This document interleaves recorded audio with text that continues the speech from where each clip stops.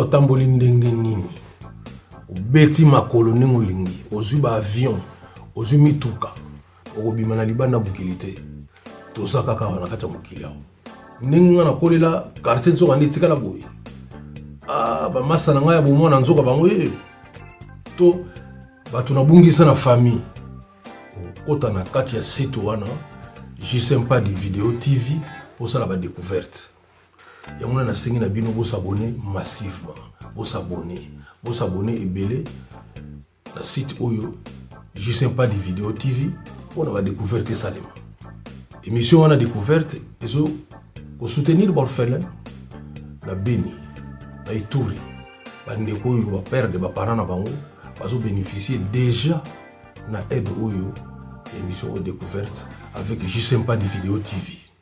Bandeko baza na Angola baza concerné.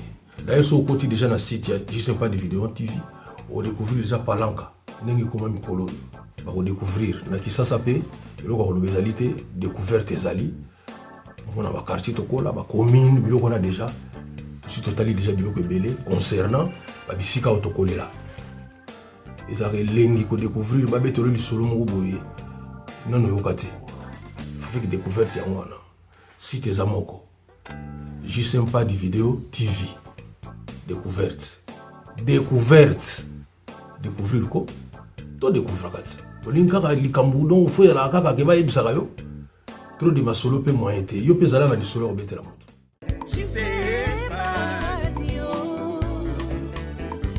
Keti Lumana Aimé Monzu Lady Makindo Vibration Schengen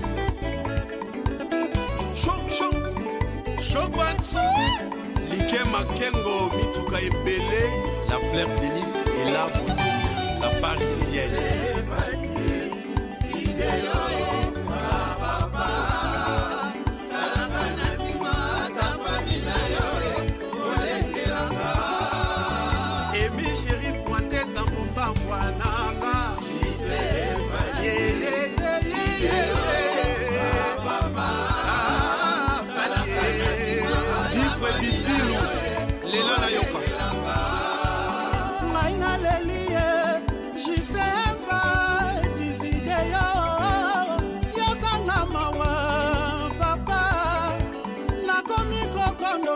na basusi kabaya kome mangambo na famille nanga soki na weye Bokiamba Bisoya Waka ngambo mosusu moye na katisa ete dibale minene ekaboliye asenga nguya na yawe na tambola likolo ya mai lukula Yesu Masia pona alanda yo ikuse ebintika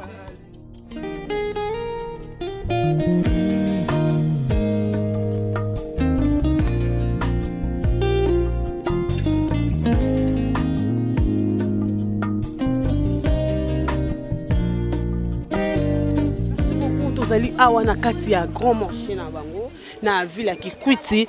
Bonjour maman. Bonjour maman. Ngeke kumbo kunani? Mugeteka pipidi. Pipidi kombo na onani?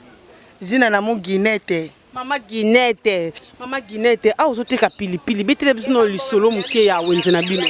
Bozando na betu ya ke grand marché. Betu batame shima grand marché na pipidi na tomate. Ba client qu'elle veut bimage ka ma vembon pige monika ve. Bete déclarer mon moni avec bima keve. Donc mutu samba sumi lenge mutu ke tetande mbongo keve. Oyina ba client keve. O bantu ko teka awa de prix ya neni. Awa mu banda uteka mu ya fiot mu na âge 10 ans. Me baga diplôme na zandu maman na betu mpi vate kana zandu maman me foi papa me foi ame be bet na zandu betu pana na âge ya mubutu les pères pana vana ba Zaïre betu vate kaka maman me foi ame biga betu me bikala na zandu betu banda kuna na nsitia betu me obasira kwa on a kati ya wenze na bino oza ko se sortir comment na ba fond na bino ya Kikwiti. Bete bashir avait bete coiffé pour se sortir. Bete na bana ngo classe KV. Donc nge tout la minerval ntalo bana pila ofoti la moi classe KV intérêt à fioti bimango bete te beto be intérêt KV. bete selaka ba manka ba pète ku jake muna classe ke muna ku bela ke muna ku lata ke muna donc mbongo penza yo keve donc nangé mona pana donc moyen de sortir keve. Merci beaucoup maman la biso pas Zali awa. Bonjour maman. Bonjour maman. Maman yo zoteka nini? Teka tomate. Oteka tomate tamoni ouais mais ça non. Mais ça na lelo na teki te na yo senga nyongo. Sikoyo mutongo apesinga nyongo te ngona zo sola na ba camarade nanga kombo na nga maman Ngalou. Maman Ngalou boza ko se sortir comment na wenze na bino awa. Mama mbongo ezomona na te tozomona pasi moyo tozwa mbongo ezate seke tozoluaka bakonzi babongisela biso mboka po mboka ekoma bien tozwa mbongo ezomona na te. Mbongo ezomona na te par rapport nde bozoteka to par rapport à marchandise ezate. Par rapport à biloko mbongo ezomona na te bozoteka biloko bakilia bazate tozotalaka biloko na wenze ndenge wana tozoluka nde bakonzi babongisa mboka po marché etambola bien. Merci beaucoup maman hein. Merci. Merci beaucoup na Subolanti ba maman ya awa ndenge ba lobby vraiment bazo luka mbongo ezomona na vraiment na pasi ba konza mboka botel la bango quand même di merci beaucoup.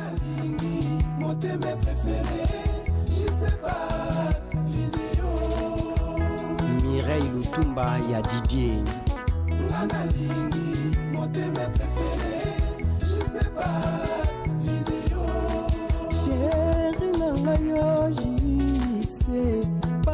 Ngalobela ganga maloba bolingo na tuna mweska tungi chapwe Gifular ngalobela ganga maloba bolingo na tuna Salomon Escadela Marqué Massamba docteur Denis Massamba ingénieur Taka pour l'amour ngebele bawa pour l'amour je suis sympathique nganandi mignon sofololo yola dona na motema kombo na mo je suis sympathique donc c'est la champagne micro d'or Parisien Anissé Ndombasi.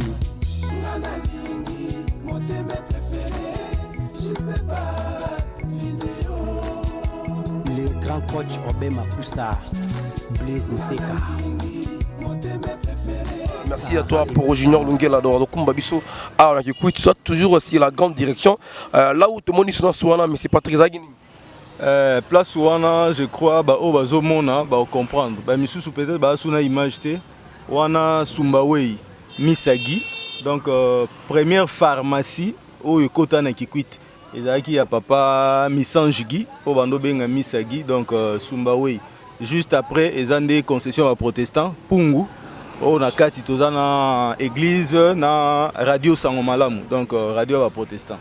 Voilà, merci beaucoup. Donc, continue. Nous allons faire un effort. Et comme on a une mission protestante, on a payé na radio Sangomalamu.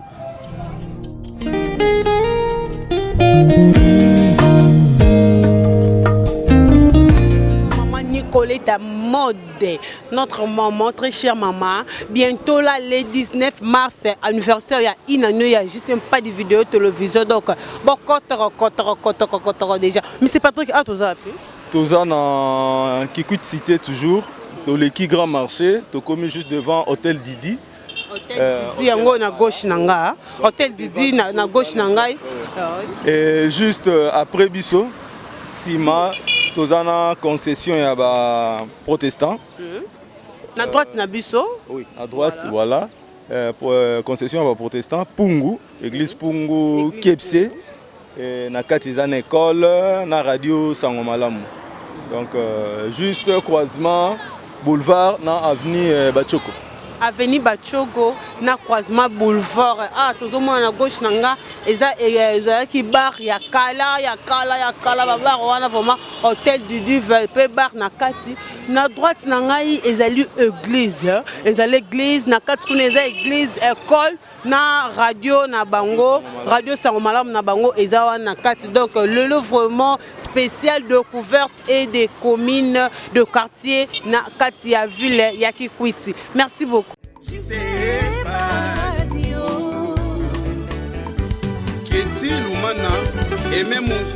Votre mission de découverte de communes et des quartiers, tout ça, on a Kikwiti. Voilà, cimetière Bozomo, on a un cimetière Bakunda, Babela, Bakufana, Ebola. Donc voilà, d'ailleurs, quand il y a eu de marseillais italiennes, il y a traité Batouba. certes, ils ont été aussi atteints du virus Ebola. Donc, qu'est-ce que ils allaient juste derrière la cathédrale, il y a Kikwiti. Voilà, c'est un peu de parler aussi. À côté là-bas, c'est l'hôpital général de Kikwiti. Voilà, mettre notre guide. Mais il faut quitter Penda, tout le Penda, bien. Merci à vous d'être là. Je dis comme ça, l'ONG Solidarité Internationale.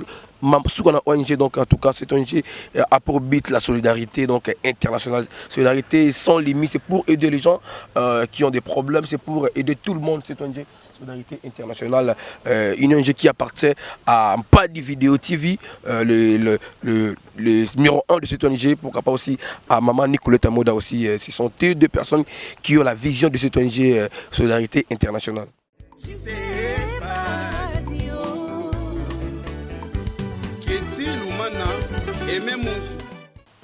Voilà, merci beaucoup de la part de mon boss, c'est pas des vidéos TV, j'ai salué Eugène Lututa, pourquoi pas aussi à Wali Dewolo, Pierre Ngombo, donc je vous salue, nous vous saluons, pardon, Lolo Moutima, JDK Décor, grâce à Vaïs, sans oublier José Mabiala, Alex Yamba Moto, Claude Malouma, José Moubiala, Julie Moubiala, Lixen Mosengi, Zako Moubiala, ce sont des Balapenda qui coûtent, il y a Tongo, donc la famille Moubiala, donc nous vous saluons. Voilà, ce qu'on a tous en direction. Tous en direction, il y a cimetière, il y a hôpital général, voilà. Donc direction est bandit juste dans le cimetière à cathédrale, et au côté hôpital général vers l'ITPK. Et à côté, tous en a lycée Yedissa, dans le couvent il y a Basseur. Voilà, donc voilà le bâtiment, c'est là l'hôpital général, il y a Kikwiti. Donc le caméraman va faire un peu de faire un effort, on va voir ce qu'on pourrait faire. Voilà, et puis voilà, on a à gauche, dans d'autres, tout dans le lycée Yedissa, une ancienne école de lycéenne, donc qui a au moins deux options commerciales de gestion et puis couper couture. Donc ils allaient toujours, on a il y a cathédrale, dans la direction, il y a cimetière. Donc voilà, merci beaucoup, on poursuit notre émission découverte de communes et des quartiers à Awa. Aujourd'hui, c'est la découverte de la province de Kwilu, la ville de Kikwiti. Voilà, nous continuons notre émission de découverte spéciale aujourd'hui à la ville de Kikwiti, dans la province de Kwilu, comme notre guide, M. Patrick, à Tozab. Toza, dans le croisement, il y a avenue Lukengo, dans avenue direction, il y a cimetière. Et à côté, tous en a couvent à Basseur. Voilà, là où tout le monde était là. Voilà. On a couvent à Basseur et à Mario Kwango, donc Basseur il y a Yedissa. Et dans gauche, Nabiso, donc prolongement, il y a avenue. Avenue Kwango. Il y a avec Lukengo. Tous en a quartier TZF. Quartier TZF, où il y a TZF, les APC, sur Bozomo, on a pylône, les deux pylônes.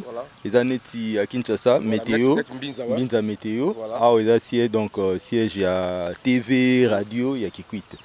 Voilà, donc voilà, derrière nous, il y a une institut qui est là. Oui, si Manabiso, nous avons l'institut ITPK.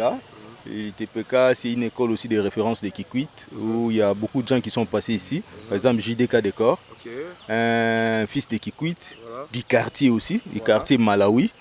Et qui a étudié à l'ITPK, où nous avons beaucoup d'ingénieurs, de techniciens qui sont passés par ici. Voilà, une école l'ITPK qui veut dire Institut technique et professionnel de Kikwiti. Dirigé par le père jésuite. Voilà. Donc, voilà l'autre côté plongement. Et ça, toujours avenue Lukengo, donc en face de l'ITPK, tout ça, dans l'hôpital général Kaka. Et juste après l'ITPK, tout ça, dans un centre culturel Victoria Diez.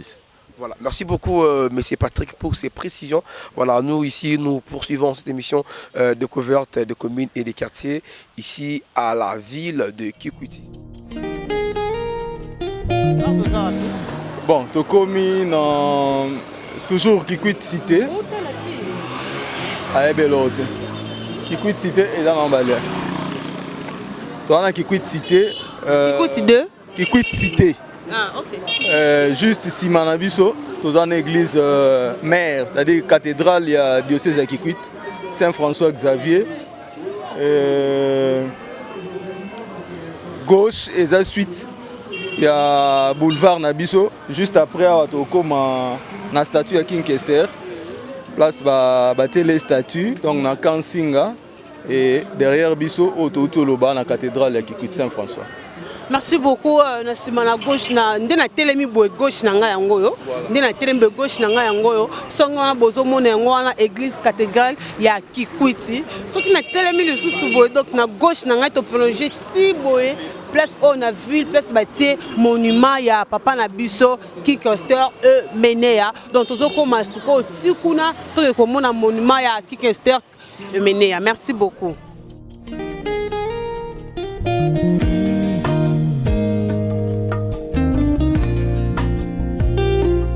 On poursuit notre émission. Merci à Laura Gilabou pour cette intervention. Il y a la cathédrale de Kikwiti. Monsieur Patrick, voilà, tout ce qu'on a cheminé. Na gauche, na Izanini. Na gauche, na tout aussi sa concession en cathédrale. Donc, sur gauche, ça procure des abbés, la diocèse. Et donc, kuna tout ça dans le bureau, il y a la coordination, bakouvana na bango, radio Tumisa, on a le bar radio mère, et ça na katikuna. Et Liboso, tout le monde a tribune officielle. Il y a vu la Kikwit, place de manifestation politique ou administrative. Ah ouais, et ça, la place est dans la couleur rouge, comme je crois. Et à droite, tout le monde camp Nsinga. Kala, pendant bien au camp l'État. Et quand Singa, c'est un camp militaire comment? Un camp militaire. Mais maintenant, les policiers ne savent comment faire. Et comment quand la police. Juste. Liboso, Nabiso, tout le monde est Kingkester. Là, on va descendre si ça vraiment.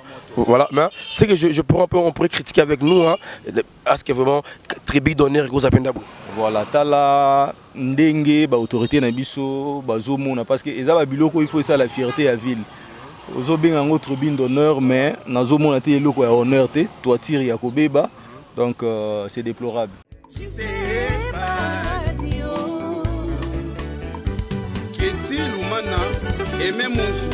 Merci beaucoup à téléspectateurs, nous sommes pas de vidéo TV. Merci à toi Claver Lissenga. Merci, un grand merci à Lisette Moukanya, la patronne. Lisette Moukolo, encore Lisette. Encore 24 minutes au point à Claver, encore Mikolo Lisette Moukanya. Pas Patrick Artozawapi. Bon, tout ça, na avenue Kingkester et Menea, donc croisement il y a boulevard. Boulevard Nabiso, Oezo, même vers Ville-Basse. Simanabiso nde eza avenue Kingkester et Menea. Oyo eza avenue pe ya université ya Kikwit. Unique et toza na parquet na ba makambo mususu ba bureau mususu à l'état. Donc toza juste na croisement et à côté toza na statue na ye o ba auto saela ye et na plaque moko pe batia o ba baptisa avenue parce que zo kombo nango jour il y a 40 jours na ye o ba organiser ba makelele o ba batu ba kufela na Kikwit yango pe ba ya baptiser avenue oyo avenue Kingkester et Menea. Mais cette fois-là tout changer tout ça sous na Kikwit d'été to na cité pe to changer commune to commune à Lukolela. Oh, merci beaucoup toza juste na avenue à Menea. Na venir à Menea, à gauche, à droite, na ngai bozo mona ba moko statut na ye. Il y a des gens au bazo silika bana ki kuti balobi ke wana eza yete, ba salié mutu munene, ba salié ba fuenge belé, ba salié donc kitoko te eza vraiment yete. Na mo bande ko na biso baza a to mekempe ko solo la na ba ya na biso baza awa. Bonjour papa. Bonjour. Papa kombo nani? Ah, Séraphin. Papa Séraphin beaucoup lo bani na statut o ba sali bino aya ya Kingkester. Ah, vraiment, ton moni logo basali c'est plus bien te. Basali yango kitoko te. Wana eza yete. Eza yete zana. Oui. Eza yete. Et c'est plus bien te. Il faut pas modifier yango. Pas modifier yango par rapport à muto asali yango bien te ou comment?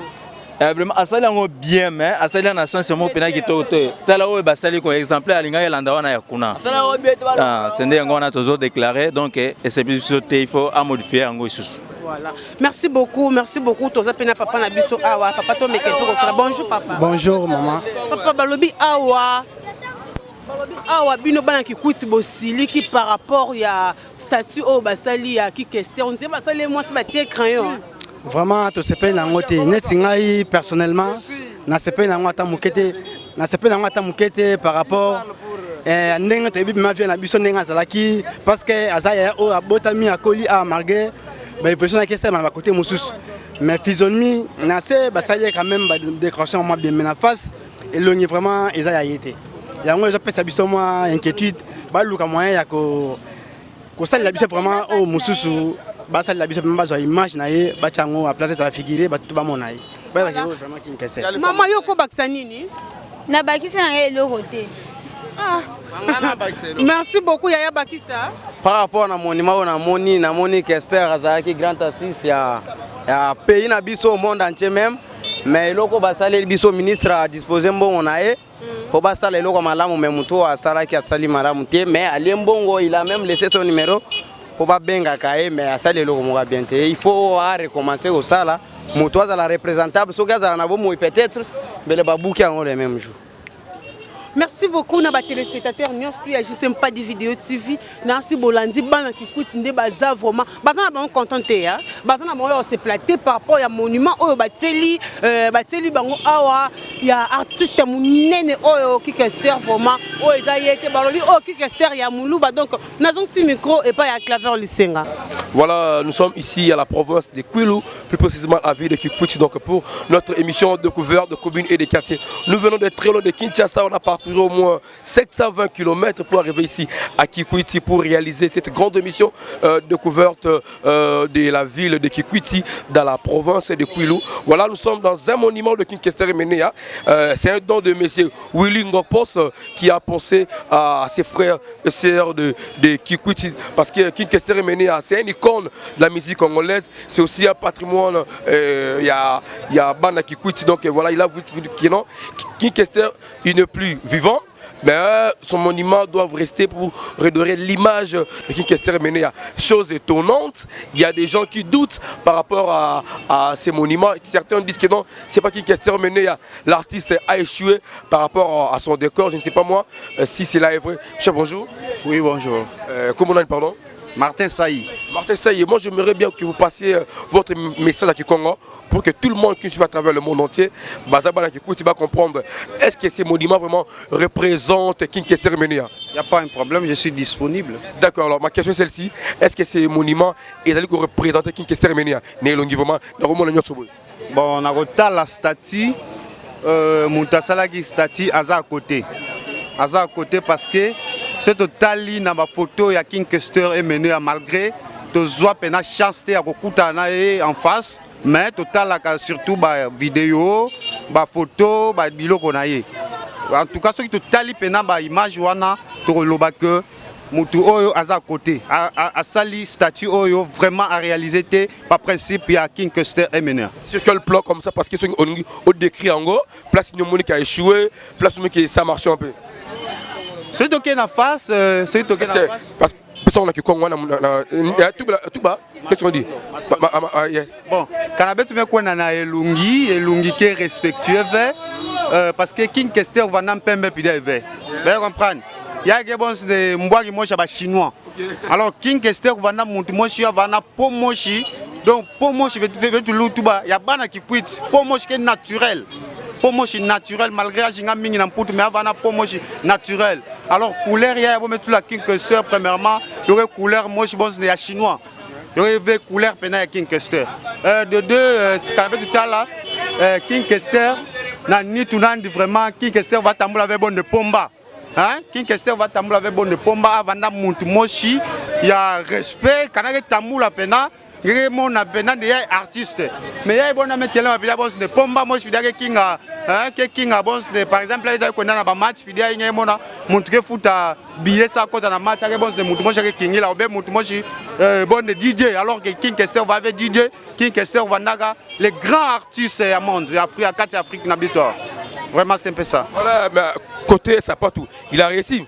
Bon, côté Sapatou mais tout bas à me réussir moi fiot parce que Kinkester puis vous là ba sapato ya pidia hein Kinkester va là ba costo ya pidia ba nani ya pidia à me réussir moi ndambu mais na vraiment na nani penagi à côté. Alors côté accoutrement non. Il est toujours à côté. Azak est toujours à côté. Kinkester va là tapidia vert. Kinkester va là tapidia vert vraiment. Voilà, merci beaucoup. Il y a un autre intervenant qui pourrait dire par rapport à ces monuments de Kinkester Menea, parce que certains disent que non, il n'a pas respecté les normes. On peut monter, il ne respecte pas les normes de Kinkester Menea. vous critiquez quoi ici? Oui, merci de m'avoir accordé la parole, monsieur les journalistes. Moi, je critique d'abord, primo, monsieur Kester King Menea était un grand homme, un monsieur intelligent, sage, vraiment avec un style français. Et alors, étant un star de son époque, non, il ne s'habillait pas de cette façon. Les cinglés se laissent voir à la portée de tout le monde. Ça, c'est trop primaire, c'est pas comme ça. Et c'est pas son image, c'est pas sa physionomie. Et Kester n'avait pas cette masse, non. Il avait une masse moyenne comme tout autre Kikuitois que nous sommes. Voilà. Vraiment, nous regrettons de tels comportements. Voilà, alors, vous voulez qu'on fasse quoi maintenant? Nous voulons qu'on améliore, qu'on change. Cet artiste change. Sinon, le gouvernement prend en charge de trouver un artiste autre qui peut faire façonner cette idolâtrie à notre mémoire. On peut cotiser pour trouver une autre statue. Voilà donc le peuple kirtois, voilà.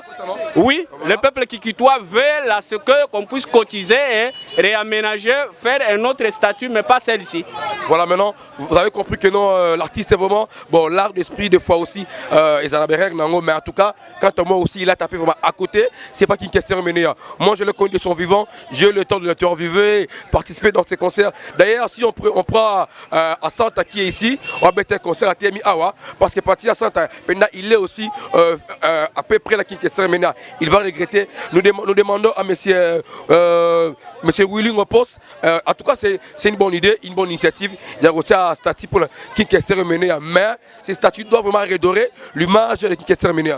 Bon, Moumouta Lomba na ministre Ngopos, ministre sortant ya Iteper Ngopos, na coupé sa confiance na jeune na kusadilaka Antoine Gizenga le patriarche statut na 2006. Parce que quand tu mets la boubou na réseaux sociaux, des images qui circulent. Statut ya mwana kikwiti ya créer ya kusalayo awa na kikwiti na statut ya. Alors quand tu mets la bien, ya mwana kikwiti ya mesa na kikwiti statut na salawa na kikwiti. Yo que correspondre na king Kester Menea. Mais ya en tout cas non quand pile quelle bolu kusolola na janina bon retaper yo après beaucoup ça beaucoup tout là tout là bon placer donc selon à mon avis. Voilà, si je vais traduire ça à François Lingala à Biboye les gens jeune moi qui quittent à sali statut ali conforme la king Kester Menea à sengina monsieur Willy Ngopos ministre sortant azwa à sali statut ya papa Kinzenga donc Kinzenga en patriarche en tout cas bazwe ngo si et c'est le remonter parce que les gens veulent voir King Kester et Menea et non voir ces messieurs n'est pas King Kester et Menea. Ces messieurs doivent être peut-être messieurs ceux qui partent, je ne sais pas moi, ce n'est pas King Kester et Menea. Voilà, merci, nous sommes ici à la ville de Kikwiti pour notre émission découverte. On est passé par ici parce que c'était très important de passer. Vous allez dire un mot? Oui, je vais ajouter un mot en remerciant d'abord notre excellence Willy Ngopos vraiment naba makanisinandi ya kitoko oya azui à entreprendre pour que tokanisaka ntango nyonso tozotambola tolia tomela tolata toyeba eno kolo sape ezalaki King Kester et Menea et puis ye longo nyanzambi kuyikandi bilumbu vraiment na bangindu bonso yai mais qui m'a bête l'homme na ministre ah oui la bête population qui quitte bantu bankwa King Kester image arrivé balongolango image yo son excellence monsieur le ministre akatudi sayo boso sa artiste ankaka asala ki maya ankaka yai kele King Kester ve s'il vous plaît monsieur le ministre longonya umela. Voilà, merci beaucoup.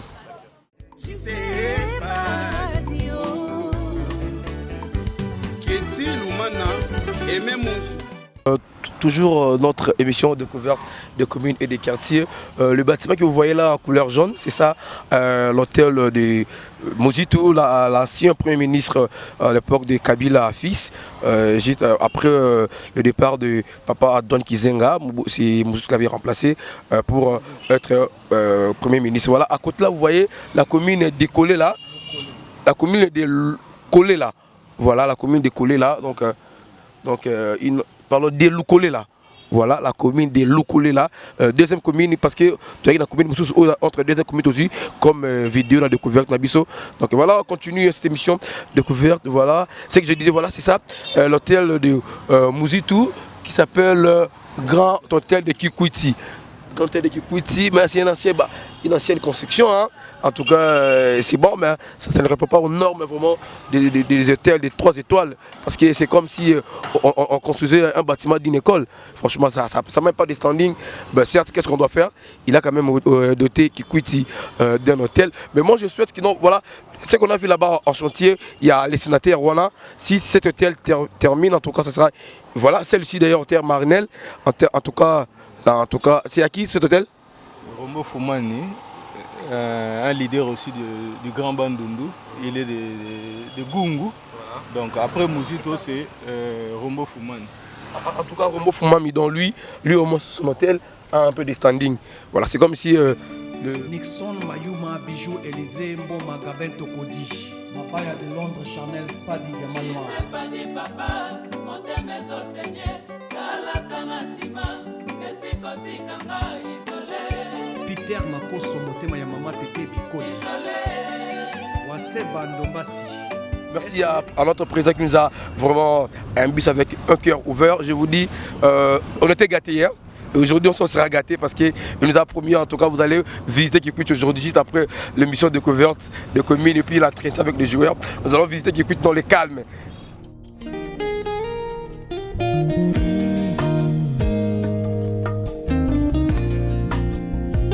Vue de Kikwiti. Nous sommes maintenant à la ville de Kikwiti, donc vous voyez.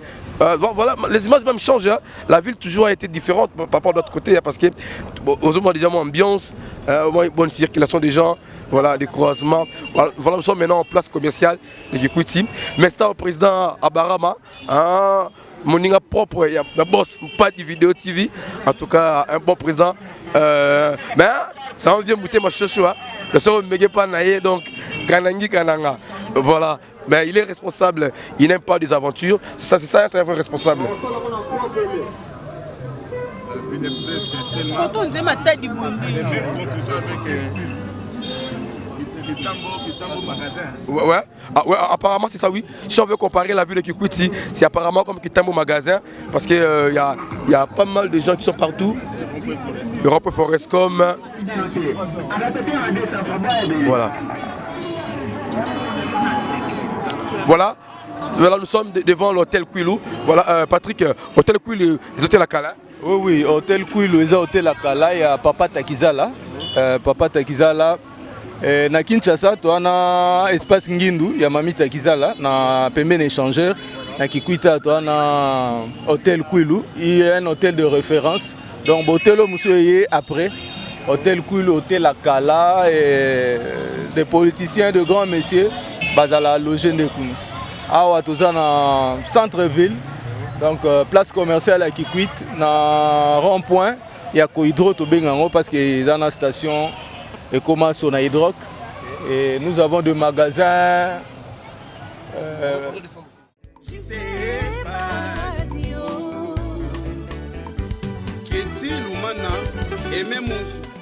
On continue maintenant notre découverte ici à la ville de Kikwiti, dans la province de Kwilu. Mais c'est parti ce qu'on a Toza. Toza juste dans rond-point Kohydro. Okay. Rond-point Kohydro, Ezui, national numéro 1. Voilà. Avenue du Port, oui, il y a un port, il y a Onatra. Voilà, là c'est la direction avenue du Port. Hein? Voilà, avenue du Port, donc à Toketi, la rivière Kwilu. Côté port, il y a Onatra et ça. À droite, tu as un Mampenza, na station à droite. Station Sonaïdroc, ex-Kohydro. Voilà. Et juste ici, ma station est à Hôtel Kwilu. Ok, voilà. Donc, tout ça dans le centre-ville. Je crois que vous aurez remarqué, moi, Angouma, tout mon mouvement, tout ça dans la ville basse, centre commercial à Kikwiti. Voilà, merci beaucoup à vous. Nous sommes ici dans la ville, il y a Kikwiti. Ah, vous comprenez, voilà comment les activités ça se passe ici tellement très bien. Bazoteka, banapousse, bazoleka, maman, excusez maman, leka, si maman, pardon. Voilà, merci beaucoup. Donc voilà, nous sommes ici à la province de Kwilu, plus précisément à Kikwiti. Un plaisir parce que voilà, merci à M. Abarama qui a permis que Clever le Senga n'a Kikwiti, tout ça découverte de Kikwiti. Merci à Christian David Akodo, Papi Konch acheté sali, mauvais map soul na Bosaniote, Papa Ari Kapangala, Kai Kalama, Bebuma Soda, c'est le Boja papa voyant Zambé, Sengi Roberto Nakata Liège, Doli Malong, les mignons, Debse Makra, tout, Black Level Senga, Papi Chama, Bleu de Tseka de Bogard de Stuttgart. Donc voilà, Tobosan PT, lui, Atskalakin, Godard m'a pas dit. Donc notre grande équipe de, je sais pas, des vidéos TV, vous constatez avec moi que voilà l'ambiance de la ville, l'ambiance de la ville, Bozomo Nabido Moro commenter ce que Baoua Bazalipe. Donc c'est pas différent à Kinshasa, c'est pas différent à Kinshasa. Donc on est dans la rampe qui pointe ça, on est dans la rampe Mandela. Merci beaucoup à toi Verdict, V4 mise au point. Debsa Demia là aussi. Bon anniversaire à mon vieux Thomas Narata Liège. Donc il faut te fêter now quoi. Sengi Roberto aussi, je te salue. Voilà. Patrick, voilà, tu continues toujours. Hein? Ouais. Tu continues dans Nabiso, c'est-à-dire que si Manabiso awa, tu as une maison Mikabar, où il y a un représentant qui a produit Kobel. Et na pour la construction indien, sombi, parcelle là, un dépôt na bango. Donc ambiance qui quitte une ville où il y a accueillante, il y a Moutounioso awa et une ville je crois tout le monde, tous en a été là, Louba, Toutou, donc loin il y a un tox non, pas de tribalisme qui quitte, voilà, qui quitte ville bien, donc tout est ok. Voilà une petite remarque que j'ai constatée ici. Voilà, pas une remarque, moi petit constant. J'ai constaté qu'il y a quitte Awa, taxi Nabino et c'est la couleur jaune de poignet. En fait, même pas de numéro, couleur exatée. Donc ton message, je ne sais pas, c'est un problème, il y a mairie ou quoi. Donc la mairie n'est pas exigeante. Qui quitte taxi, voiture, nyonso, ISTO, tout, et ça taxi. Donc on ne fait pas différence, non. Oh, ils ont taxi, oh, ils ont unité, couleur, non. Donc pas de couleur dans la voiture taxi. Parce qu'à Kinshasa, ils avaient demandé de mettre des couleurs, c'était par rapport à l'insécurité. Est-ce qu'ici vraiment il y a la sécurité? En fait, sécurité, ça, en tout cas, toza bana qui quitte, tokendaki banchiki tozongi, mais jusque là, ndenge za kino ba kidnapper mutu ona ni boye, makamwana a wezati. Donc la sécurité qui toque. Voilà, on a vu des moments qui sont en train de mettre la propriété ici, on a vu la Kikuiti. On va essayer un peu qu'on tourne ma question par rapport à l'ère boulot parce que j'ai vite compris que non, le problème de Kin Bopeto, ce n'est pas seulement à Kinshasa, j'ai vite compris que non, ils allaient Congo Bopeto, parce que cette initiative, Tia, on a qui coûte au monde, Maman Bopeto, maman, Mbote, hein? Mbote, maman. Mbote, papa. Tout va du Congo, hein? Bon, on va linga là, excusez-moi, pour la Bicongote. De mon niveau, vous ma pour la ligne. Pour la mbongo, papa. Non, naebi que vous en bongo. Vous en combat, on a tenu vos combats. Mouta, tindi bisoto combo là, eza maire de la ville. Maire de la ville, hein? Tout va du Congo, hein? Moutou met tinda bête na ukombo la kele maire de la ville, bête ya tout la bu propriété na boala. Bête ya tout la soin na kacha boala bunkete ya ville na bête ya Kikwiti. En tout cas, pour bandi moussa banda salimbula boni. Bana bête me bana yisale déjà été quoi na 2 ans na ndambu. 2 ans na ndambu. 2 ans na ndambu. Ngeke futa mbote, hein? Muge boge futa betu kitoko. Bête so sa sara ya rudi ya na bana na nzo sambu mpashi ye mingi na Congo kuyiba kele mbi. Voilà, merci beaucoup maman. Ngeke mbote. Moi, mbote papa. Enfin, la monnaie de combat awa, dites-nous un peu, combat ou bien combat place moussous. Bete combat ville à mon vimba, tina plateau, bete kwenda combat vraiment sambu na bwana betu Kikwiti. Yo vona na monkete vraiment, ko combat ya yo ke sunga betu mbote vraiment na udisa bana matembele na moi c'est ça na moi bakaye ya bana vraiment yo na peut-être ka kata sala bo peto na betu Kikwiti. Voilà, merci beaucoup au maire de la ville de Kikwiti avec cette initiative de mettre la propriété. On a vite compris que non, la propriété n'est pas un slogan. Et l'on est Kinshasa et Kikwiti. En tout cas, nous remercions le maire de la ville pour ces beaux gestes. Nous devons donner notre ville propre, les doter aussi d'une fortitude de la propriété parce que la saleté amène des maladies. Merci à vous pour cette grande initiative, le maire de la ville de Kikwiti.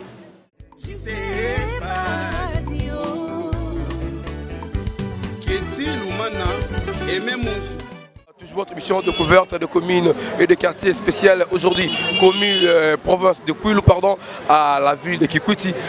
Mbote, hein? Mbote veuve. C'est marrant, il faut que vous Congo. Reprendre. Comment on a dit? Je n'ai pas Patrick Fimbo. Patrick Fimbo, au terrain. Nazoteka bilamba bala coste zawa tozoteka pour sauver biso ba jeune banine. Yo opolino cop poani olingi poani olingo saka cop.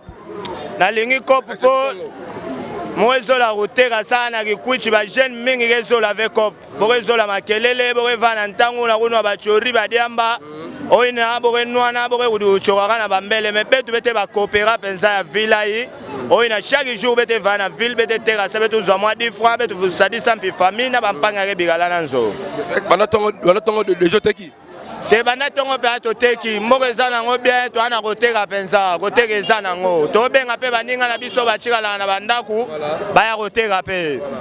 Merci beaucoup Patrick.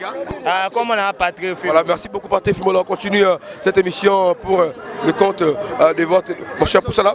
Poussala voilà. Comment on a? Oui président, j'ai un chef Kokaya. Oui. Tout le monde a Patrick. Bon tegani. Toteka bilamba na kata vila yikuti bete teka bilele na kata vila yikuti sala oide bana yobeta yikuti bete songa bo biga mubreto mbongo na korila oide ba famille ba parabo dia mo luku memo bo biga ne bandi na boala na beta yikuti bete so sa mbongo. Voilà, merci beaucoup. Voilà, il passe Aliawa. Vous le remarquez, c'est un jeune courageux. Il parle teka comment on a Jonathan. Aki Kongo? Zina mu Jonathan. Jonathan otambusa. Natambusa bitala tala muge tamsabi baba matins talaka ka kisalu keve na kati ya Congo beta ndiye bete na ova pide na banzo ke bien fait yo na mune ve muza sosaka momosi me suma ma bitala talaka bampasi yo na Congo bila usala keve yo na uyiba kembi yo na bete na tamusaka pide ya makumi. Merci beaucoup Jonathan. Voilà, il y a encore notre coopérant qui est ici. Voilà, nous parlons de coopérant pour ça là. Nous parlons de coopérant. Voilà, comment on est papa? Je suis dans mon nom, je t'aide bien. Je t'aide bien. Écoute mon vimba. Voilà, je t'aide bien, mais la mono article belé, bah brosse les alliés, bah ekateli, bah mbeli. Pour la nuit, au stade bleu rebelle oui. Bon, mais ça la pidiaï, ça on tête point, tête ça, j'ai ça bas na moun. Donc position à boire là donc bien vert, on aimerait ça là bien ça, j'ai ça bas na moun. En plus là aussi vous y bavez. Voilà, sur la moni na bi na mono ça qui bleu rebelle. Pour nous pour dire article moroté. Bon, moi mon andé bima ke tambula bien, hein? Yo na me sumba. Ya moi par jour mulu teka, moi intérêt bashika, sambu mukwa kuzama un plus. Merci beaucoup. Hein? Ça va, merci. Voilà, merci beaucoup de continuer cette émission de couverte de commune de Awa. Dans il y a ville, il y a Kikwiti, comme vous le constatez avec moi. On va prendre certains interviews de jeunes. Comment est-ce qu'ils coopèrent? Merci.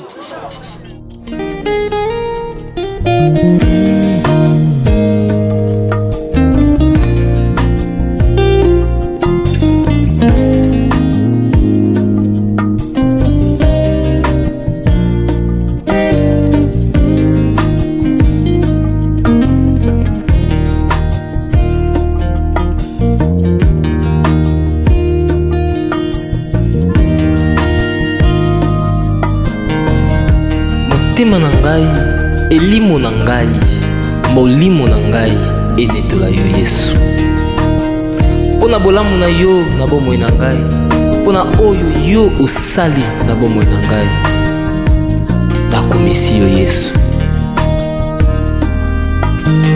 Yahweh yo netolama Yahweh Yahweh onetolama Yahweh Yahweh onetolama na bomoi na ngai onetolama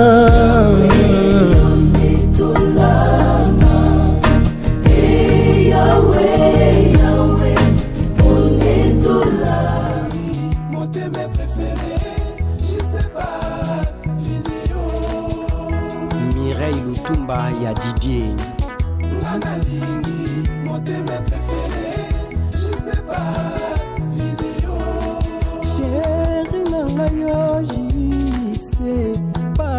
ngalobela ganga maloba bolingo na tuna mweska tungi chapwe Gifoulard ngalobela ganga maloba bolingo na tuna Salomon Escadela Marqué Massamba docteur Denis Massamba ingénieur Taka pour l'amour ngebele bawa bon amour a juste sympathie nganandi mignon sofololo oyo la dona na motema kombo nango juste sympathie Dorcas c'est la champagne micro d'or Parisien Anissé Ndombasi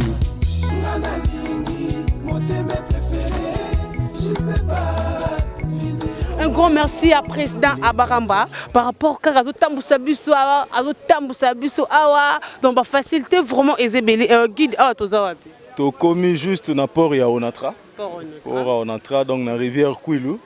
Ya imasa Kwilu, masa Kwilu donc ezapé neti port, mini port ou quoi parce que baleinière et à route lima on a ba barge mususu donc Mboka assez Bandundu, Bamouchi, tout ça et na gauche na biso tozana bureau administratif ya Onatra donc na ba gris na bango et sima na biso ndeto na rivière et en face de nous na ngambo ya rivière kuneza mboka tozana Kikwit Sacré-Cœur eza mission o bate belé batanga kuna tozana Indobo tozana lycée Siama.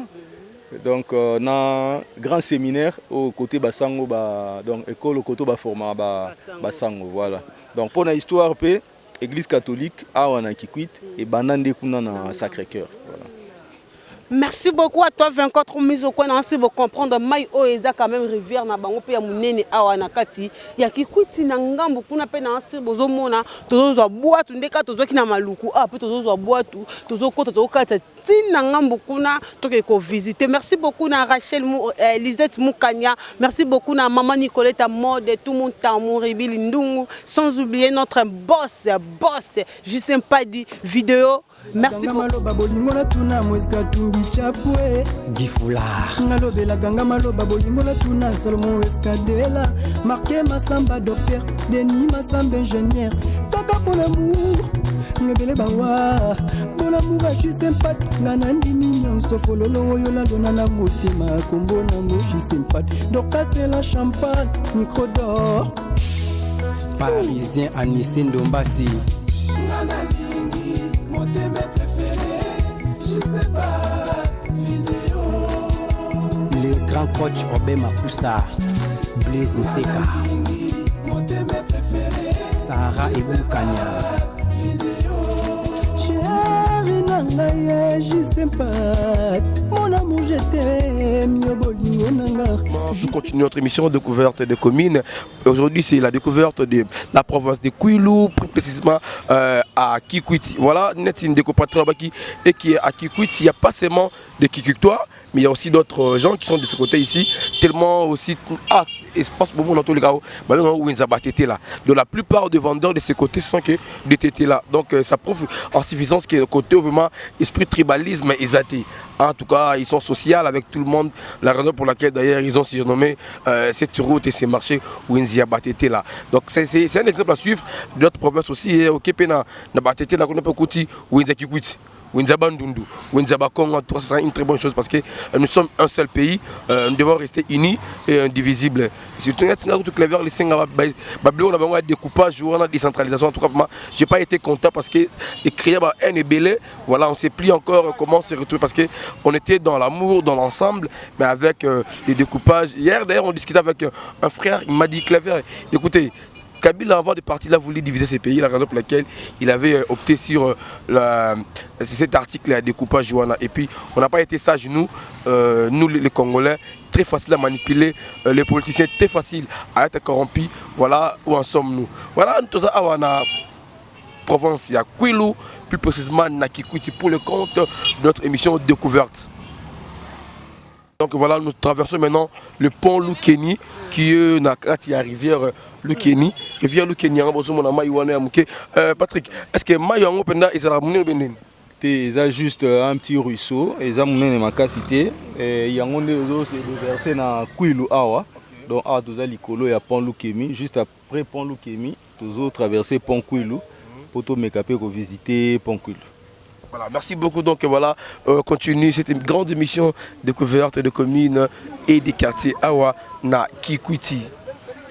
9h pont Kwilu na quartier OTT nde bozomona tolo projet liboso wana pont Kwilu ezali wana to ke bozomona pe pont Kwilu na quartier OTT guide tozokoma ti place ni. Bon, awa toza juste avant pont na moi marché na bango ya OTT awa. Juste après pont ils appellent marché mususu juste ezo kabola ndela OK Sacré-Cœur na suite il y a national numéro 1 au Eke Chikapa, Lubumbashi tout ça. Donc tout ça là moi visite nzela oyo voilà toza likolo siko ya pont toza likolo ya pont nzela oyo eke tout droit tiki kwiti Chikapa Chikapa, Kananga, Lubumbashi, Kasumbalisa. Donc la nationale numéro 1 oyo banda Mwanda tozaka na nationale numéro 1 donc pont Kwilu na sekuna ba dépôt ba fufu masangu euta bamboka koto likolo ozoya na babwatu donc la rivière Kwilu. Voilà, mais c'est Patrick, ces ponts étaient construits à quelle année selon l'histoire?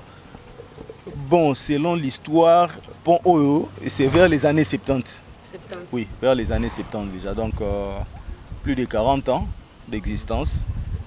Jusque-là, tout ça, on a moins d'inquiétude que non, pont ils ont bougé, donc ils ont œuvre à Mobutu à ticket là-dessus. Alors tu te rends compte voilà, que Mobutu, c'est un président inoubliable dans ces pays, parce que ses œuvres sont toujours aux actions. Le retour à Tika, c'est toujours en bon état. En tout cas, je tiens vraiment à saluer sa mémoire, qui se repose en paix là où il est. C'est un président vraiment qui a fait des choses que les Zaïre à l'époque, ils ont voilà, nous on continue notre émission découverte de communes et des quartiers. Merci beaucoup. Nixon Mayuma Bijou Élysée Mboma Gabin Tokodi Mabaya de Londres Chanel Padi Diamanoir. Je sais pas des papas, mon thème est au Seigneur. Kalakana Sima, que c'est Koti Kanga isolé. Peter Makoso motema ya mama Tepe Bikoti. Isolé. Wase Bandombasi. Est-ce qu'on yebi kaka ndeke na likolo mutabeta kalibakute? L'erreur est humaine. Damas motema ya mama Verona Meshengladba. Afingi ngalibo swalo lopango na bango ye po ayebete bato bakokotela ye mpe banzali nazongisi likambo te o anga Nikole Padi na mitali nzoto na leli ye tala lelo nakeye. Je sais pas des papas mon thème est au Seigneur kalaka na nsima esi kotikanga isolé. Papa Biklat na mama Sarah na Michelaba. Isolé. Je sais pas dit yotikinga. Isolé. Samantha d'Oliver Apembe Santache. Angèle Mwanza Benz Didinga Dodé Bala. Mondele ya salara motuka atia rétroviseur pona kotalaka na nsima ye ponini oke yotali na yo nsima te kobataleki boboto jamais akotisa moto na ndako weye troisième personne na bolingo ya zalaka. Maintenant totiki ville ya Kikwiti toujours mata vers Kikwiti 3 donc voilà ndé siko tout ça na montant vraiment comme vous le voyez voilà les images sont là tout de Kikwiti 3 toujours dans le cadre des découvertes des communes et des quartiers, mais aujourd'hui découverte il y a ville, il y a Kikwiti tout ça la commune Nini commune voilà tout ça la commune à le coller là mais tout est seconde commune Nzita voilà. Nous aider aux images, vous allez voir que non voilà. Donc est-ce que Babambou est allé? Nassimo Babambou. C'est la rivière Kwilu. Donc tu vois que tout au long de la rivière Kwilu que nous la commune Yanzinda. Donc tu outil commune il y a le collé là. Tu as une commune il y a le commune Nini. Le Kenny. Donc voilà donc le Kenny quand j'entends le Kenny je me rappelle encore à Lukemi. Moi je pensais le Kenny parce que je me rappelle à une lecture les parents de le Kenny. Donc c'est pas ça mais ça c'est on m'a déjà arrêté en Afrique du Sud, la prison de Mandela, c'est Lukeni. Ah bon? La prison de Mandela, c'est Lukeni. Lukeni, oui. Lukeni. Voilà, merci. Donc on continue cette émission découverte de la ville de Kikwiti à la province de Kwilu. Merci beaucoup. Tozana Komata, Nzinda Potobima 523, justement, pour Yokaka, Kikwiti Kinshasa. Donc le PK on dit de 523 c'est point kilométrique. Donc Kinshasa aéroport c'est PK 00 plus 0. Et maintenant qui quitte ici juste la 523 c'est PK 500 point 500 00023. On appelle ça 523. Donc c'est 523 km. L'aéroport est juste à Kikwiti 3. C'est ça que nous sommes en train de monter. Les élèves qui viennent de l'école, bah autre classe, bah zozonga, donc les lobenda ambiance c'est ça qui n'a bien. Côté bana classe côté Marambutu na équipe na biso a découvert baye baza makasi les hommes et des femmes qui sont des infatigables. En plus, moi je peux les colorer, que ce sont des journalistes sans frontières. Ils travaillent comme des robots, donc des journalistes sans frontières. Bravo à vous, bravo à vous. Nous sommes maintenant au 523. Le PK 523, c'est justement à côté des roulages là-bas. Donc nous sommes toujours à Kikwit. Kikwit est vraiment une ville hospitalière qui embrasse beaucoup de gens, qui accueille tout le monde. Une ville qui n'est pas de conflit. Et si on ne tient pas compte de quelle tribu, tu es toujours congolais. Et si tu es congolais, de ne pas avoir des images, c'est ici 523. Le PK 523, c'est ici. De l'aéroport Kikwit, c'est ici 523. Merci beaucoup, Président Barama, pour toutes ces explications. Vous savez qu'on peut que c'est un messier de la route, hein. Il connaît bien le kilométrage de Kikwit, depuis Kikwit Kinshasa. En tout cas, c'est votre émission de découverte spéciale Provence de Kwilu, la ville de Kikwit. Yango Kinzambi, infra place pour Utagikuna, procure na bango donc supérieur général avant Dakar. Il y a RDC avant Dakar juste à côté des office de route. Quand office de route, aux hommes on a quand office de route pour la brigade na bango, les travailleurs, les ingénieurs, les matériels na bango, les gardes bango. Nous allons progresser vers Kikwit 4 vers Istem. Nous allons kende kuna pour na kota la susu mboka na biso kuna. Voilà, Président, une question. Je voulais savoir Kikwit est la ville. Maintenant, parce qu'il y a la province, il y a Kwilu. Quelle est la tribu qui domine à Kikwit? Bon, Kikwit est la ville, en principe, il y a territoire à Bulungu. Territoire à Bulungu, territoire relevé Kamitatu, territoire à Giminkolo, territoire à Maman Ange Lukana, Maman Mayu Makala, territoire à Bobo Mumbimbi, territoire à Batebele.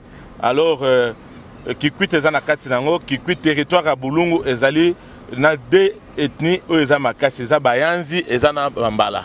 Bon Kikwit maintenant eza na kati ya secteur ya Kipuka. Le Kipuka c'est les bambala. Donc Kipuka eza mabele ya honorable Dumalengi. Lume ya Dumalengi eza donc Kipuka, Kikwit eza na kati ya Kipuka. Côté Touti n'a pas en c'est beaucoup les bayanzi et les babunda. Mais côté Bino Bobani, côté Nakwide, c'est beaucoup les Bambala. Donc Kikwit domine beaucoup na Bambala que na Balang Moussous. Merci beaucoup, Président, pour des précisions. Donc, vous comprenez qu'aujourd'hui, cette émission, c'est vraiment une émission riche. Hein. Pardon, hein. Juste un peu, je balance un peu les images de part et d'autre. Voilà. Voilà, donc. Voilà. À tout ça. À tout ça, na Kambi Kobo, na Kikwit 3. Bobi Kobo, ça m'a tellement beau dans ma on a Kikwit. Les abattis au Japon, au Japon, baposa bangombe, baposa batatu bien au Bikobo. Kobo c'est quoi? Au Japon, bien Kobo c'est au Bikobo à poso. Et bah bien qu'il y a un terrain yo, Bikobo ça trop. Kambikobo. Voilà, merci de ça Kambikobo. C'est l'entrée à Kikwit déjà.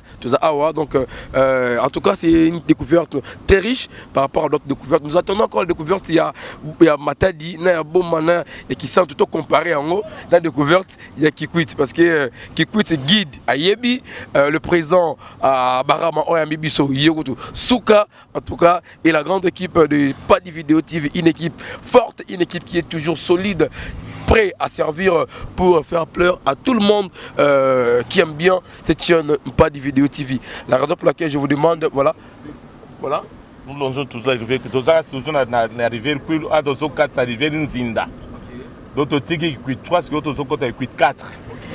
Donc il y a le réseau séparé, qui 3, qui 4, ils arrivent Nzinda. D'autres juste à 0 mètres d'arrivée, bon, on a talué. Bon, talué, je suis trop technicien, talué, c'est les points les plus bas, quoi. Donc les scènes en haut, talué, tout bien au talué. À Watokomi, j'en ai 4, ça se retrouve matin, qui 4. Bon, mon école, Yangwana, rivière, et ça, Nzinda, Yango, tout ça, juste du colo, pour mon réseau, à Seawa. Côté, ils en ont beaucoup, comme super, qui 4, qui 5, qui 5, ils ont na Kati. Donc, qui 8, ils ont un de part et d'autres. Ils ont sous-sauté.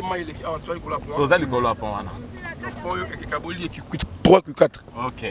Voilà, merci beaucoup. Donc, ce que je disais, donc, c'est une découverte très riche. Nous allons comparer la découverte de Kikwiti et celle de Bas-Congo. Parce que pour Bas-Congo, nous allons faire Kisantu, Matadi et puis Boma. Merci beaucoup. Bon, ça va, ma contrat, mais il n'y a pas un problème. C'est pas d'un problème. Dès qu'il y a un makamokuma fait c'est normal pour ce que il y a plus de mission pas bien.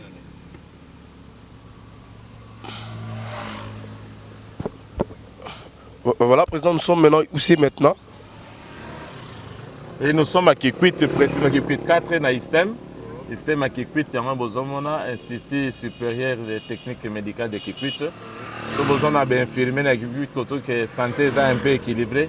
Vraiment, l'université ça va pouvoir bien. Là, je ne peux pas marcher les mots. Je n'ai pas étudié ici, mais j'ai vu ce qu'ils sont en train de faire parce que l'hôpital, nous sommes à ISTEM, tous les infirmiers à Rabango, vraiment c'est bien. Voilà, merci beaucoup. Nous aussi, nous profitons pour remercier les ressortissants de cet institut ISTEM qui aujourd'hui fait l'honneur de Kikwiti, comme l'a dit monsieur notre président Barama. Donc ça permet à ce que non Kikwiti maladie à mingité parce qu'il y a trop de médecins. Quand il y a trop de médecins, ça permet aussi, et les infirmiers pardon, ça permet que les soins, les premiers soins d'abord ils ont la prise en compte parmi d'autres soins. Merci. Voilà, avec notre guide, M. Patrick. M. Patrick, quand même, découverte, elle est très bien. Découverte qui toko, on a quand même si tu découvres Kikwit, bien que tu l'équipe à place Moussouté, mais de grands centres, à place où il y a Kikwit, tu l'équipe, est-ce que tu as Kikwit 3, dans la commune, il y a Nzinda. Ok, donc tout ça, les Lukemi, Lukolela, tu as Nzinda. Juste dans l'aérogare, il y a Kikwit, Otobenga Ndekezulu. Donc clôture autour de la clôture, il y a aérogare la mine. Voilà, clôture, il y a la concession RVA, place aérogare ESA. Bien que la rotation est sous ébellété, tout ce qui est Kin Avia, je crois. Peut-être une fois la semaine, ou soit pété. Mais bon, l'unique aérogare autour de Kikwit, Ndekezulu. Voilà, maintenant, qu'est-ce qu'il faut? Il faut demander aux autorités parce que Kikwiti Zamounene, Kikwiti Zara, au regard moroté, et puis voilà, vol les AP régulés. En fait, il y a un problème, on a évité ce problème. Kikwit Kinshasa, parce que l'avion, il y a Kaleza qui ose ou Kinshasa. Parce que Banzela pèse bien. Mais Anzela est comme bien, tous en a bus à tout moment, sauf comme Kinshasa, donc il n'y a pas de problème. Et alors, Batbazo préféré à une bus dans 7 h, 16 h à Kinshasa, à fouti 30 000, 40 000, au lieu que à Matavion, au salaire 45 000, à fouti $115. Donc, était à la route, ils ont bien, Batbazo préféré route que Bazo avion. Voilà, donc et ça aussi c'est un manque à gagner pour le gouvernement par rapport à la hausse des prix, il y a billets, il y a avion à Bissau. Voilà, billets avion, ils ont vraiment l'icolo makasi, donc pays, l'État, Otogolobela, est-ce qu'il faut y avoir une politique, surtout sur les moyens de transport aérien, je crois, mais toujours croire car peut-être plus tard, qu'il y a moyen qu'on revoir moins façon de faire na bango. Mais pour le moment, avec nos bus, donc les avions, ils sont trop fréquentés. Peut-être pour d'autres, s'il y a des cas, il y a des urgences, peut-être. Mais vraiment, moi je me rappelle, on venait de faire un voyage na Kinavia. Tous avez qu'à 4 personnes qui quittent Kinshasa. Donc, voilà aussi pour cette société aérienne, ils ont pu gagner. Voilà, c'est-à-dire que Bango Pepo Bahia, il faut rassurer qu'il y a des clients ici. Voilà. Si les passagers vont fréter l'avion. Mais si les passagers vont monter, il y a un manque à gagner vraiment pour notre société. Voilà, merci beaucoup, M. Patrick, qui est notre guide ici dans la ville de Kikwiti. Nous sommes avec le président Barama. Donc, un bon monsieur, Barama, un bon monsieur, un monsieur social. Un monsieur des gens, un monsieur qui aime l'ambiance, la gaieté, un monsieur qui aime sourire avec les gens, donc qui n'a même pas de secret. Ben, il nous a gardé un secret qu'il aura demandé à son papier, moutou, à qui la chambre à découvrir ce qu'il y a en haut. Voilà.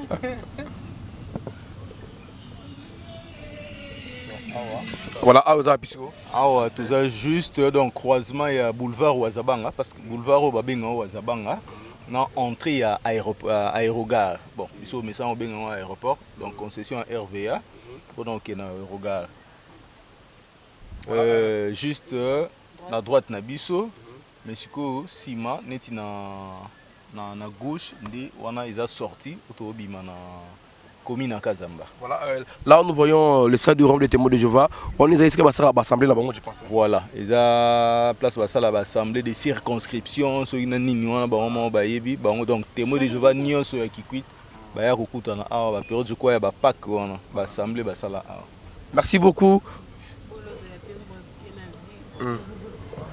Voilà, vous voyez là, c'est le camp Kébéa et le colonel Lebéa, je pense. Hein? Quand le lieutenant-colonel Lebéa, donc quand il y a Kala, qui quitte FRDC, donc bataillon PEM, Bazalande Koto.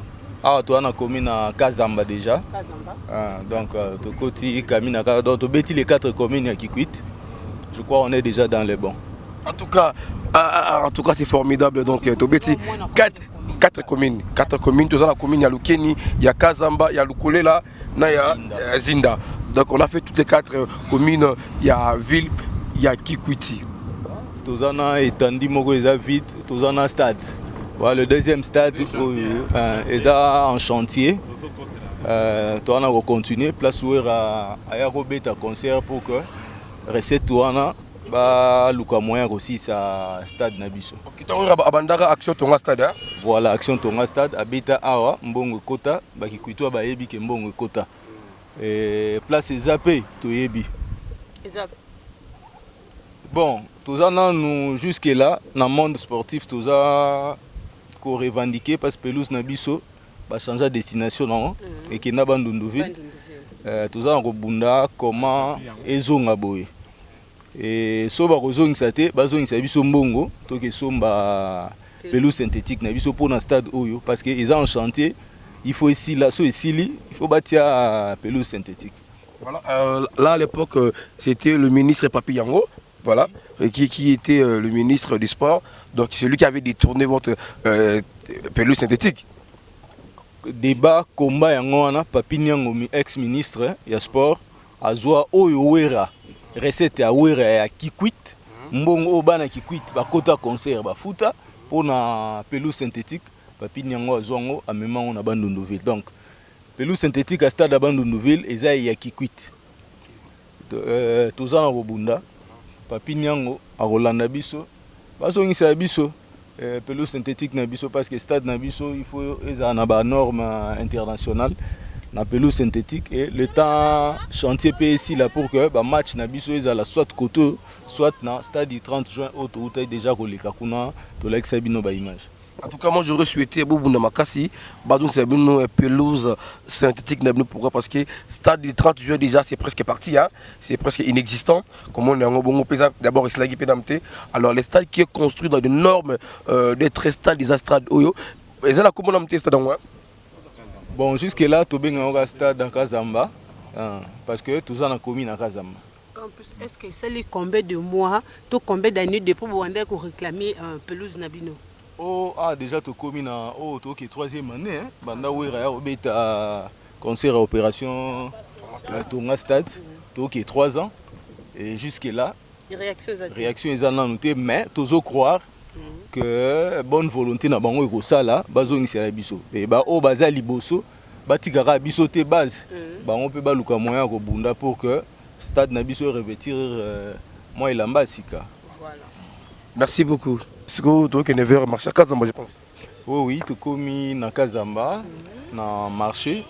Donc actuellement, je crois na ba image assez grand marché kuna bomona qui est presque vide parce que ba tout nyonso ba kima na bango koto yo. Au moins côté au moins clientèle les a par rapport à Kuna mais moi afflux ils a plus le matin donc ya où on est à Tongo ba sombi ba qui passe ba tabamboka pembeni bayaka ba teki après ba zongi na bango donc le grand marché de Kazamba et si ma marché est dans la maison communale il y a Kazamba.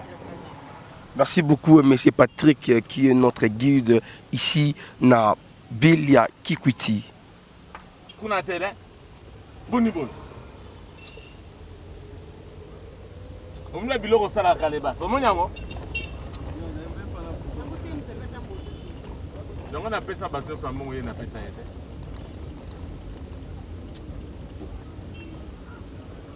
soko yete bateau sala yeta komona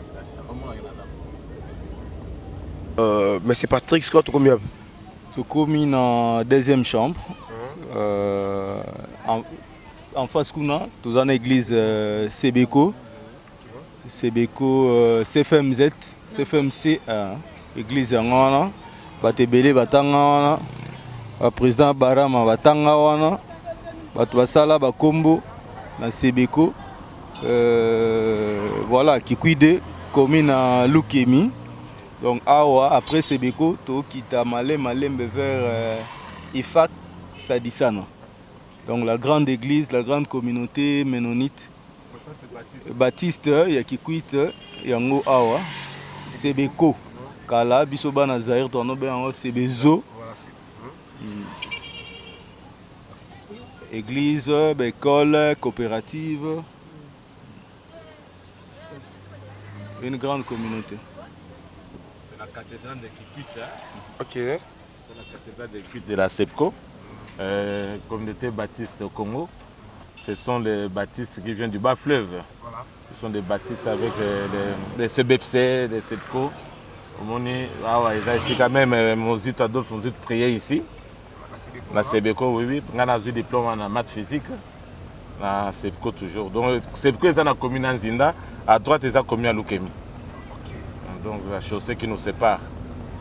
Merci bien. Voilà, donc je vous rassure que non, ces boulevards que vous voyez ici la nuit donnent une très belle image. D'ailleurs, j'aurais profité la nuit parce que tu n'aurais pas image à Boutou. On a image à boulevard on a Boutou parce que ils ont vu ça la journée. Hein. Des ans à Boutou, nous allons faire un effort pour qui quitte on a Boutou.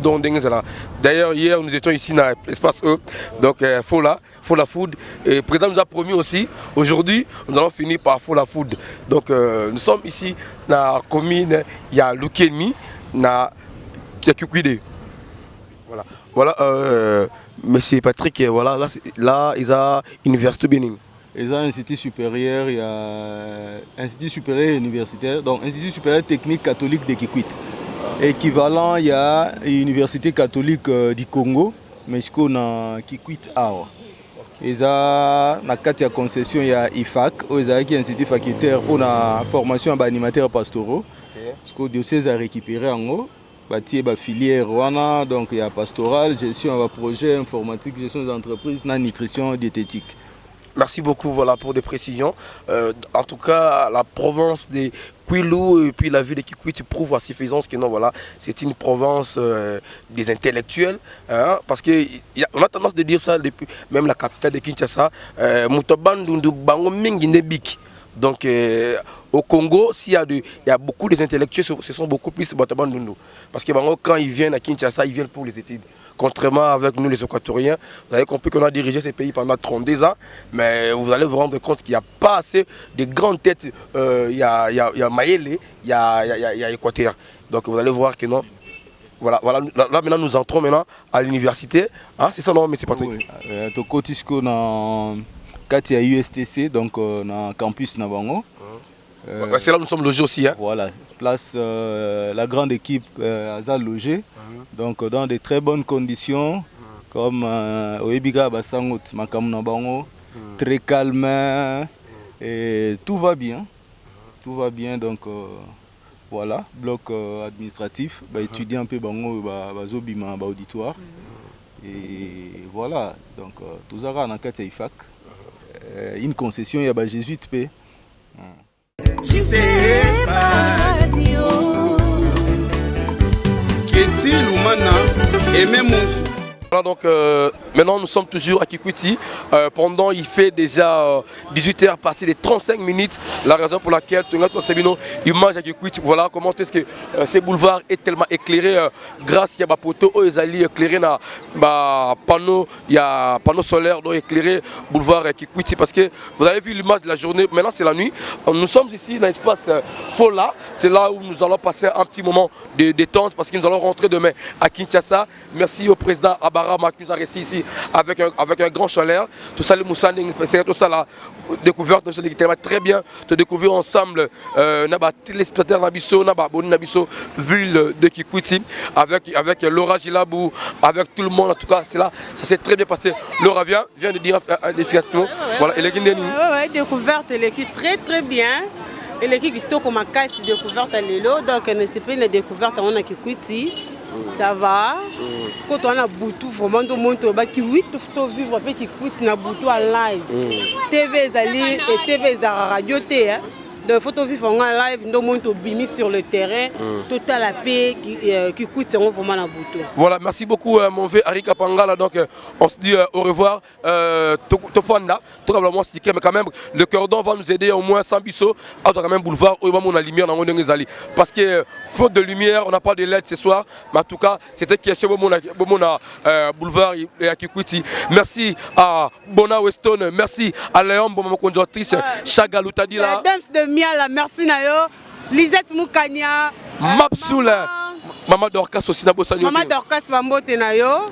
Voilà, ici Lisette Moukania, Claudine Zongo, la charismatique, maman sociale, mon vieux mise au 15 au billet, les motés, maman Véro, la pêche. Commandant, il passe, il y a un problème maintenant, donc mon vieux, coup de chapeau à toi. Merci beaucoup, Barra Libanga. Eric, éloge, je te dis merci, maman Claudine Zongo. Je te salue vraiment, un président mot de la fin par rapport à l'émission, puis il y a découverte à l'élo, puis il y a club Nayo, Victoria. Mot de la fin, on a banana repère ça n'est certes à Mukara, mais maman Karine Obosani les lomoni. Maman Karine, maman chérie, je t'aime beaucoup. Tu vas me manquer tellement. Pour ton son à Kin Lobby. Fantomas Nangai, partenaire Nanga Poto, Jean-Félix Moshi na Bruxelles, Dédé Falanga na Luxembourg, Serge Mundadi na Paris, Dafi Massamba na Paris, Nazana Jean Kalala na Manchester, Nazana Rodolphe Frasongo. Batadjou Bek place na vandi mingi na robosa na bango te do mabanga na bino yango na fe bozango na nenga vrai mot de la fin au président mot de la fin nga na CP na bino makasi découverte l'équipe ni lelo benengo découvrir équipe à Victoria. Enfin je remercie toute l'équipe, je remercie les boss. Je sais pas dit que vraiment mon pote à moi bon ce jour tozo kutana je dis na kin to coach en live c'est que j'ai dit aux anabiso oui na rozana kin to zana bino to beta penda indu bilwa na katenda ngwa kapenda ti on a revanche quoi parce que to yeko pour l'équipe pour la tête bon ngande na un principe mon match quata na pesi merci min équipe na ngai bino nyonso vraiment et sengo makasi na ba joueur na ngai nyonso Victoria bino d'abord aux ba premier partenaire aux ba manager l'équipe bo simbe équipe to kendeli bo so ba na équipe ba wa pe ba sentir en open bien. Merci beaucoup président. C'est moi vous remercier. Merci beaucoup. Merci.